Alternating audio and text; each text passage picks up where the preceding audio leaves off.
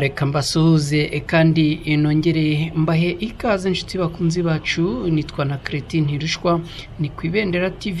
Mbahe ikaze, tugiye kurebera hamwe iby'iyi nkuru yo mu karere ka Nyamagabe, aho umugabo yatemaguye umugore we akamugira intere amushinja ubusambanyi no kumuca inyuma. Ni mu kanya gato cyane nkaza birambura byose.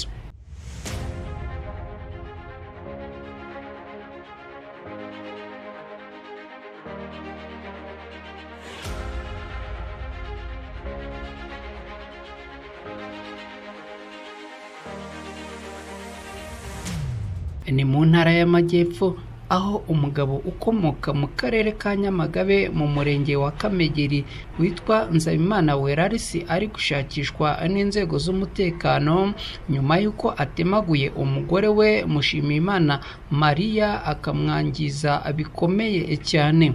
Ibi byabereye mu kagari ka Rususa, umurenge wa Kamegeri mu karere ka Nyamagabe ku mugoroba wo kuri uyu wa 21 Ukwakira umwaka w'2020. Umwe mu baturage batuye muri aka gace yabwiye Ukwezi dukesha iyi nkuru ko umugore witwa Mushimiyimana Maria yirukankanywe n'umugabo we Nzabimana Werarisi akagenda amugenda insata uburenge muri aka kagari mu isantere tutabashije kumenya uko yitwa. Uyu mugabo ngo yatemaga umugore we avuga ko yatinze gutaha. Mushimiyimana acururiza mu isoko, naho umugabo we akaba ari umuhinzi. Uyu muryango w'abana batatu usanzwe uvugwaho amakimbirane ashingiye ku gucana inyuma.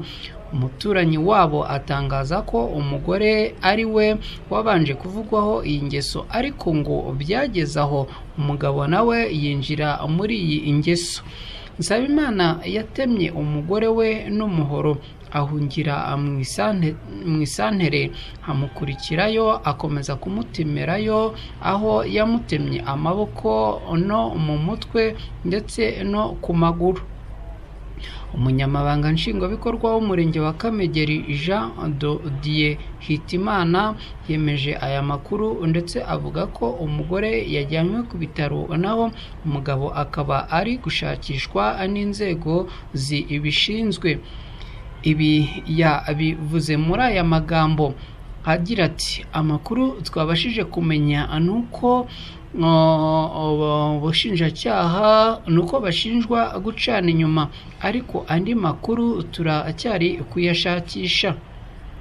Uwatemwe yajyanywe kwa muganga, uwatemye turacyari kumushakisha. Mushimiyimana akimara gutemwa yajyanywe mu kigo nderabuzima, bamwohereza ku bitaro by'akarere. Magingo aya hakaba hari amakuru avuga ko yoherejwe mu bitaro bya kaminuza CHUB. Amafoto y'uyu mugore yabonywe n'umunyamakuru maze agaragaza ko uyu umugore yakomerekejwe cyane mu kiganza, mu mutwe no ku maguru. Gitifu Hitimana yasabye abaturage ko bajya batanga amakuru y'ahantu hari amakimbirane kugira ngo ubuyobozi bufashe hakiri kare imiryango ifitanye amakimbirane hakemuke bataragera aho umwe yangiza mugenzi we. Ni ibintu yavuze muri aya magambo agira ati: abafitanye ibibazo turabasaba ko bajya bagana ubuyobozi mbere y'uko bafata indi myanzuro. Nsabimana Werarisi na Mushimiyimana Maria bashakanye byemewe n'amategeko ndetse bafitanye abana batatu. Ibintu nk'ibi ntibyari bimenyerewe, aho abanyarwanda batari baherutse kuvugwaho gutemana n'umuhoro. Nyuma y'ibyo umuhoro wakoze muri jenoside yakorewe abatutsi mu Rwanda mu mwaka w'1994.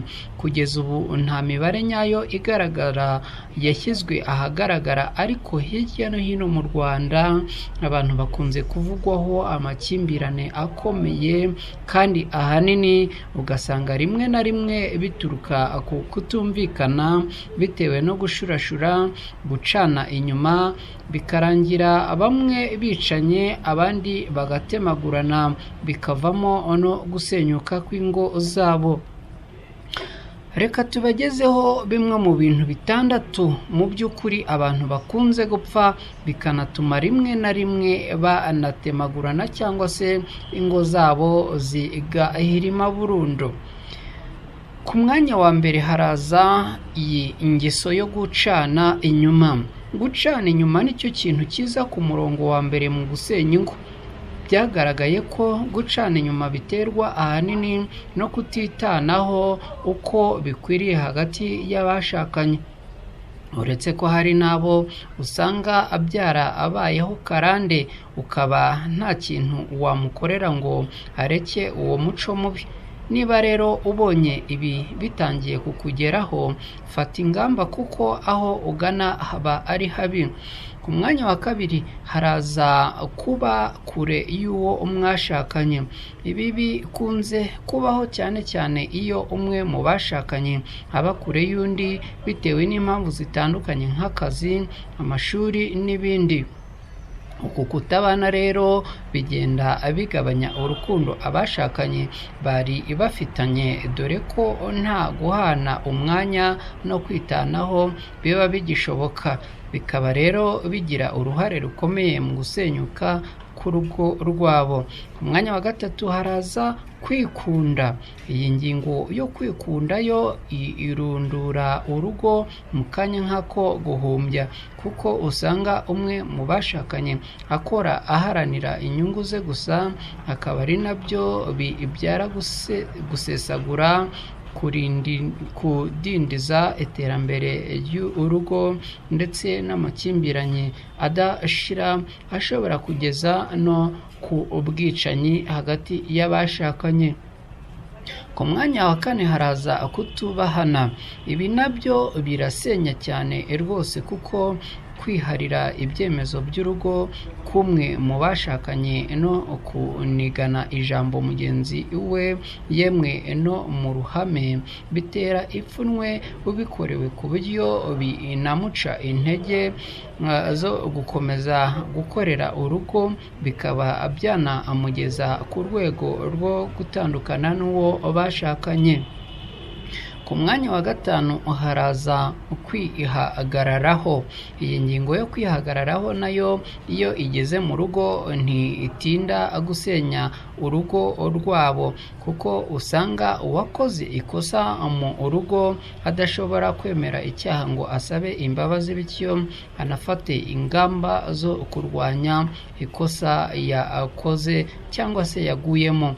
Iyo bigenze bityo rero, uwahemukiwe aba ashobora nawe gukora ikosa ndetse riremereye kurushaho mu rwego rwo kwihimura, bityo ugasanga urugo rurasenyutse. Ku mwanya wa gatandatu ari nawo mwanya wa nyuma haraza kubeshya. Aha ho ni igihe umwe mu bashakanye aba yatangiye kuzana amacenga atavugisha ukuri ku bintu binyuranye, birimo imitungo, gahunda bateganya, ibibazo urugo rufite n'ibindi.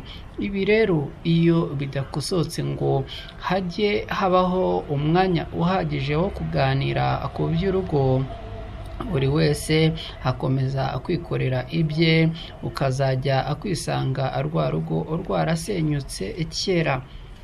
Ndabashimiye cyane, nizere ko mwebwe ibi muri kubigendera kure, hato utazaba nk'aba bo mu karere ka Nyamagabe batemaguranye, aho uyu mugabo yatemye umugore we.